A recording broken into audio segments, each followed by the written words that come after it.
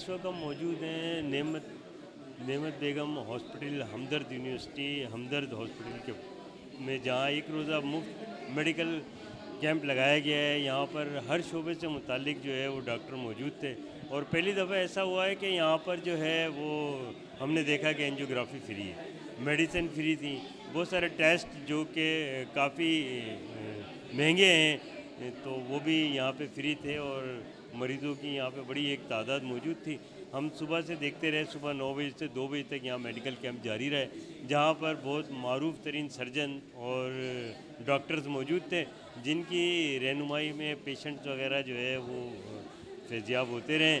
और यहाँ पर मेडिकल कैंप के अंदर हमने जो ख़ास बात देखी उसमें ये था कि इलाके के अलावा दूसरे लोगों से भी जो है ना, दूसरे इलाकों से भी लोग आए हुए थे और उन्होंने काफ़ी सहूलत जो है ना वो डॉक्टर्स ने उनको काफ़ी सहूलत फराहम की है।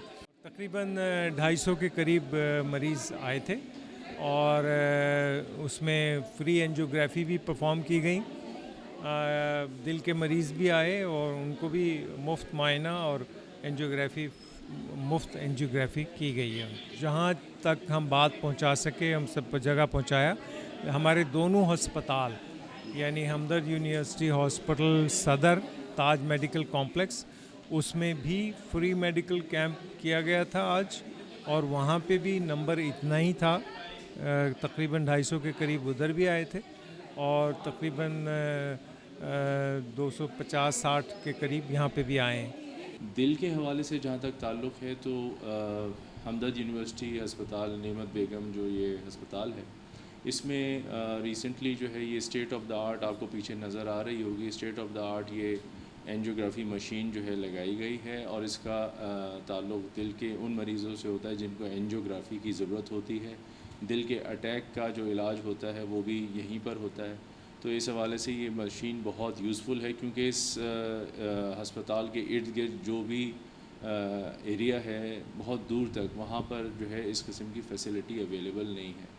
और इसके अलावा सबसे जो इम्पोर्टेंट बात है वो ये है कि यहाँ पर काफ़ी इकनॉमिकल पैकेज रखा गया है एंजियोग्राफी और एंजियोप्लास्टी के सिलसिले में, और बहुत ही मुनासिब पैकेज के ऊपर जो है लोग एंजियोग्राफी और एंजियोप्लास्टी की सहूलत हासिल कर सकते हैं।